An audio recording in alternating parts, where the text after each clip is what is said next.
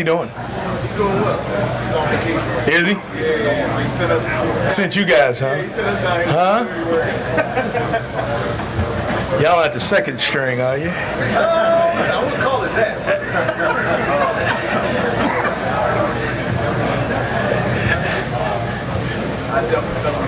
Tell him I said hello. He definitely wants to come down there. Yeah.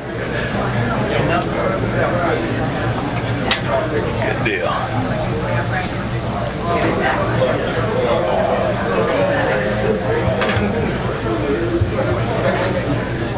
Ready?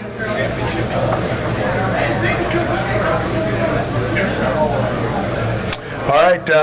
Obviously, it's great to be back into the great city of New Orleans, and for Sunbelt Media Day, it's been a great day, busy day, a lot of interviews, a lot of great activity and communication with a lot of people from around the Sunbelt Conference, and I want to commend Carl Benson and his staff for what they do for the Sunbelt and how they put this thing on. This thing was grown every year, and we're excited to be a part of the Sunbelt as it grows and continues to expand with a new championship game and divisions happening. We're excited about it.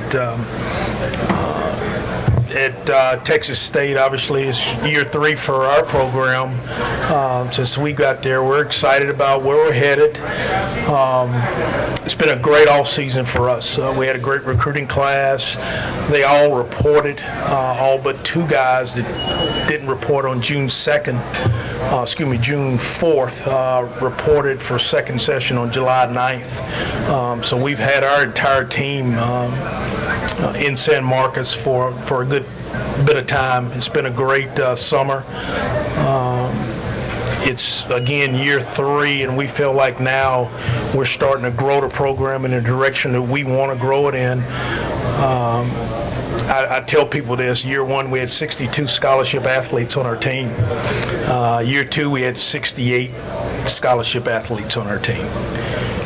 Year 3, we're going to have 76 scholarship athletes on our team. So to grow the number, it's really important. We'll finally get to that number that we need to get to, 85 in 19. But got so much more depth and experience on our football team. People say we have 12 seniors. We really have about 10 seniors on our football team.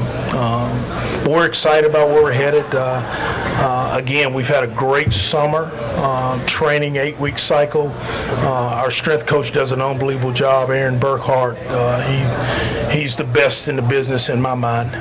He does a great job of growing our kids, and not only to prepare themselves to play a tough 12, hopefully 14 game season, but also to go and mentally compete against some of the best schools in our league. Talk a little bit about our offense. We're excited. We return a ton of experience on our offense. I always start the offensive line. One of our young men's here today, Aaron Brewer. Aaron's a 3-year starter for us. He came in that very first class that we signed at Texas State. He's a preseason all-conference player. Selection by the league. So we're excited to have Aaron here today. We also returned Jacob Rowland, who started for us a lot at tackle last year, and also Reese Jordan, who starts for us at center. We've got a number of guys in the mix to really fill some other spots, but we have a lot more experience and a lot more depth in our offensive line than we've had in year 1 and year 2. So we're excited about that, and that's really where it starts up front. Everybody wants to talk about the quarterback position. We got 3 guys that'll go compete for the quarterback job. Willie Jones, who played a little bit for us last year, will probably take the first snaps for us doing training camp when we start on the 3rd. But Jalen Gibson has also had a great offseason, a great spring with us, and then we have a freshman that everybody's excited about around our area, and a young man man from San Antonio named Tyler Vitt. So we go into the first year that we were going to have a true quarterback competition, or we're going to have 3 guys that have to compete for that job.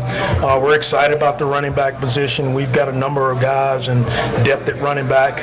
Anthony Taylor will be a lead guy there for us. But Jalen Nelson, Caleb Twyford would also play some running back for us this year. So we're really, really excited. Robert Brown is another guy that gives us some depth. So we have 4 or 5 running backs we feel comfortable putting in the game and playing. They all played for us last year. Much of those guys, all 3 or 4 of those guys were true freshmen last year. They're now sophomores playing for us. So we're excited there.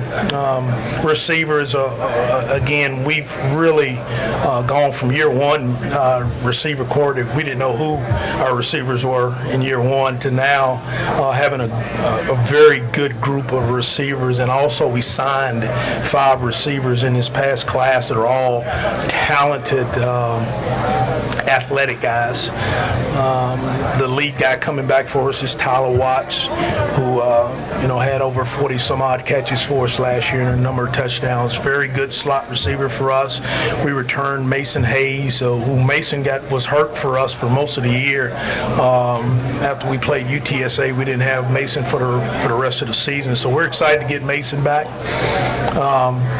And then we've got Hutch White on one end, Jeremiah Haydale at one wide out. We add T.J. Bedford to that group, and then a number of other, like I said, we signed 5 wide receivers that we feel like can compete, and a bunch of tall, long, athletic guys that we're excited about to add to that mix. So we're excited about the offense. We've got a couple things we got to get done on offense that's really important. We've got to be able to run the football better. Again, every coach in America is going to say up here and say you got to run the football better. But we've definitely got to be able to do that better. We've got to protect our quarterback better. We've got to be able to do those things better. And then we've got to be a better red zone team for us. We've got to score touchdowns in the red zone and not kick field goals. Football's changed so much now offensively. You got to be really good on first down, and that's what we've got to improve and get better at. So we're excited to go to camp with those guys and the depth behind them. Defensively, I feel like we're, with a new defensive coordinator, Chris Woods, who we're excited about. He comes to us from Oklahoma, a little bit more of an aggressive style, very sharp. We're a lot on the same wavelength as far as defense and attack style defense. Randall McCray did an unbelievable job for us, kind of helping us start a foundation with our defense. Now I think we can maybe take this to another step. We're so much better in our defensive line than we were when we got here. We were playing with 5'10", 260-pound offensive linemen in year 1 at nose guard, and now Dean Taylor's at 6'5", 315, who'll start for us at nose. We get Ish Davis back, who was injured for us for most of all last year, who's a very big part of our defensive line. And then a sophomore, Savion Patton, who played a lot as a true freshman. Those will be our starting 3 guys in our 3-4 scheme. We've got a number of guys that'll play behind those guys. So we feel good about our depth. We signed 4 linemen in last year's class, so we've added depth in our defensive line. Probably the biggest, the most experienced group, and maybe the best group on our team is our linebacker group. Obviously, Brian London's here. 2 years in a row, I brought Brian here. He's a preseason all Sun Belt guy. Really, 2 years in a row. He was last year and this year. He's a college graduate. He kind of epitomizes our program. You take a guy that was struggling academically, not playing football-wise, and then now he's got a degree, and he's a preseason Sun Belt guy, a guy that's done a great job as far as being a leader on our football team. Frankie Griffin, I just got a text from Frankie a second ago. He says, "Coach, I'm coming next year." And so I said, "Frankie, you got to get another year eligibility to come next year." So he's another one of our linebackers that was third team All Sun Belt last year. We're excited to have Frankie back for his senior year. And then Hal Vincent, who played a lot for us last year, was injured some, plays our boundary outside linebacker. A number of guys behind those guys playing that have played will add depth to our linebacker core, but we feel like that may be the strongest piece of our football team. Secondary, and the area that we probably have to, we have spent a lot of time rebuilding and growing, but we've got two safeties that have played a lot of snaps for us, A.J. Krozik, and we moved Jashawn Waddy from corner to safety. So we've got two guys there that played a lot of snaps for us. We'll have to continue to grow depth at corner. We signed a junior college kid from corner. I usually don't talk about kids till they play for us. So, and then Cordell Rogers will play a lot for us at one corner, and we'll continue to grow the depth at corner position. But that's kind of where we are with offense and defense. James Sherman returns for us as a kicker. He'll be in a battle to keep his kicking job because we signed a kicker this year that's very talented. And then our punting job, we feel really good about. We lose a punter from last year, but we signed another young man that we feel very, very good about being our punter this year. So I'll open it up for questions. Coach, what things have this team done this offseason that excites you? What have they done compared to the last few years? This is the closest team that we've had since I've been here. I think, one thing you find out when you're building the culture is you have to eventually have the players own the culture and run the culture. And we feel like our team now is starting to run it within itself. Guys like Brian, guys like Aaron, guys like A.J. Krozik, Dean Taylor, those guys are really kind of running our football team now, which to me is what you have to have. You have to have a group of guys that take and say, the things that the coaches say, within the team. And that's happening a lot more at our place, more so than it happened in year one and year two. We've got more guys bought in. Like I said, we've had over 100 guys since June 4th around our program. That hadn't happened before. We've had, obviously a great eight-week training session, but our guys are out there on their own running captain's practices, which you have to be considered, a team that can compete in a league like Sun Belt. So we're headed in the right direction.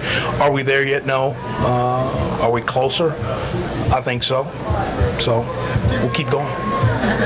Coach, as you mentioned, it's year 3, which is always a big year for coaches at programs. Obviously, you've had some good recruiting over the past several years. What kind of benchmark would you like to set in this season, particularly in conference play? Well, I'm not going to sit up here and tell you how many games we're going to win because I can't tell you that. What I will tell you is that I think we'll be a better team than we were in year 1 and year 2. And hopefully that means more wins. Hopefully that does. But we have to continue to grow our program. We have to continue to grow and develop the kids that we've recruited. We've had 2 really full recruiting cycles. I think it really takes 3 to put your stamp on your program. So we're headed in that direction. Our 19 recruiting class will maybe our best if we continue to go the direction we're going. If that's the case and we continue to develop the guys we have on our team, then we'll have a chance to go compete in the Sun Belt. Coach, you talked about Aaron Brewer a bit. As a 3-year guy, how special is he to that offensive unit and you this year? Aaron's very special to our entire football team, not just our offensive unit. He's played guard, center, and tackle for us in 3 years, and his knowledge and experience in that offensive line is probably as important as any position on our football team. In a perfect world, we'd love to play Aaron at center. We'd love to put him there and leave him there, know that he can go play guard or tackle, but put him there at center, and we're closer to maybe doing that. We've got some things have to happen this summer for us through training camp for us to say we can do that. But if we can get Aaron Brewer playing center for us, then we're a much better offensive line going into year 3 than we've been since we've been there. You mentioned Willie Jones. What's your name? Brooks. Okay. Kavina from the Democrat Gazette in Arkansas. You mentioned Willie Jones. I think he was a freshman last year. Just Yes. some snaps, true sophomore now. I mean, just him being the leader going into the spring. Just what does he do well? Is he a young guy? Or what do you see in him? Very talented, very strong arm. He's athletic, long, tall, athletic guy. I think the things that Willie does well is he can make a play when a play isn't there. We've got to get him to now start making the plays that are designed to be there, and he will. He's growing. Again, he was a true freshman last year. We're excited about him. He's going to be in a battle though because Jalen Gibson is, who didn't play last year, who redshirted, got a lot of snaps, this spring and improved this spring. So we're excited about both of those guys, and then obviously adding a true freshman in that mix. It's hard for a true freshman to come in here and compete in the Sun Belt, but Tyler Vitt's going to get every opportunity to do that. You brought Brian here again. What have you seen from him growth-wise, and what do you see motivates him to keep getting better? Well, Brian's matured since year one we got here till now. And I think Brian understands that it's not all just about football too. Brian's a very good football player, but Brian has grown in so many ways as far as off the field, understanding what the importance of having a degree and life after football and giving back to the community and being a leader on our team. He's grown in so many ways that, he kind of epitomizes what we were looking for. You talk about student athlete, Brian's that guy. Brian's that guy that went from not doing very well in school when we first got here to obviously having a degree and over 3.0 GPA and those type things, and then being a leader and just doing all the right things that you want from your teammates.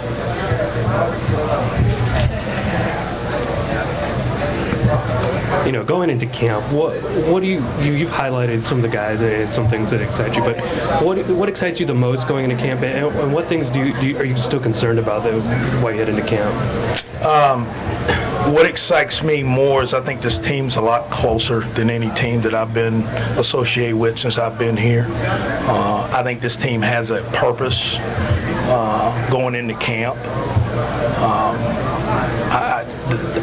I'm more excited about some of the young guys who maybe didn't play last year or played limited roles last year and how much they've grown, to add depth to our program. Because if we can add depth, you don't win in a league like the Sun Belt unless you have depth. Okay, you need a quarterback, but you better have depth. So those are two areas that I think we're, got a chance to be better at. What concerns me is adding that depth and keeping that depth, staying healthy, which I'm sure every coach, all 9 other coaches are concerned about that as we move into the season. But I think staying healthy is going to be really important. And for a young team that hadn't won, how do you handle the adversity when things happen? They don't happen the way you want them to happen. That concerns me. It doesn't concern me as much as it did a year ago, but it still concerns me.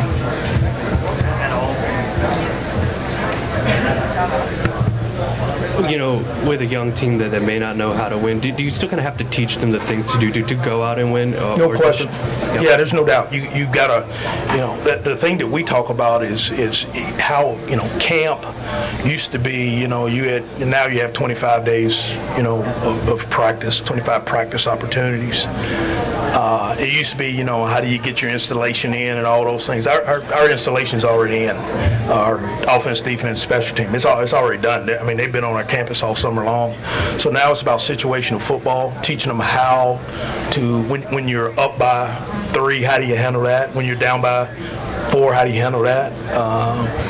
Putting them in those situations so they can be knowledgeable of them when they come to them during a real ball game, and being able to compete and fight themselves out of situations that aren't positive. And that's what we'll spend our camp doing, is teaching them how to come out of adversity. last season and even in the spring, you were a big proponent of what the NCAA passed with the redshirt rules. How do you see that helping the team now that that's been passed? Yeah, we finished last year. We couldn't find a defensive lineman to play last year. I know we burned one red shirt last year in the end of the year, and it's a shame that you have to do that. And at the group of 5 level, probably more so than any other level, depth always becomes an issue. So for the NCAA to pass this rule, and I know Todd Berry, who's a former Sun Belt coach at Monroe, who's now head of the AFCA, that's been a big proponent of him, is how do you allow some of these freshmen to add depth to your team without losing a year? And the NCAA, one of the best rules that's been passed by the NCAA in many years is this redshirt rule. So we're going to try to figure it out. I know a lot of coaches are going to try to figure this thing out. How do you maybe play some of those guys? Get them ready to play, maybe middle of the year, maybe end of the year, just so they've got some experience going into your off season or in the spring ball.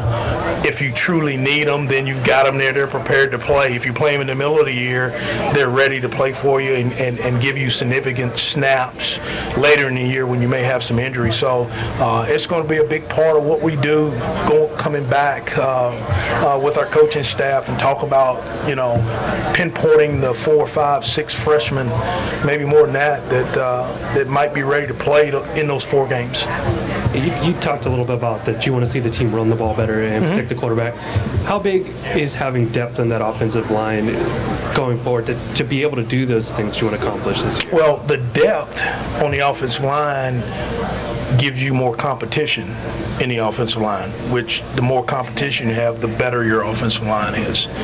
And if we can get that depth in the training camp where we can compete and get better as an offensive line group, which I think I'm pretty positive we will, then you have more guys that can play for you. You don't have to have guys that play 80 snaps a game. You can have, your first unit play 60 snaps and your second unit play 20 snaps. But now you're getting guys on the field, getting them more experience, and you're staying healthier too. You said that you have guys you highlighted guys in the secondary that are coming back for you, but you've also mentioned you've done a lot of work there. What do those guys need to do this season to really take that unit and improve? Well, a lot of things that I look at in that unit is how can we give them the opportunity to make more plays.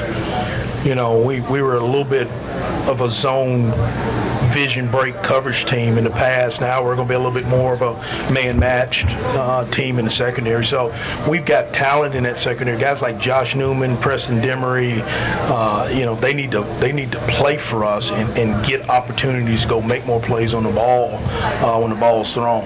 The way you help the secondary is be really good up front, stop the run, and rush the passer. That every secondary that I've been around has been really good. It's been because we've been able to stop the run and rush the passer up front.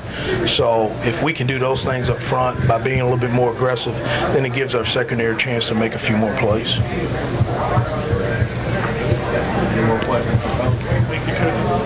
Good. Thank you, guys.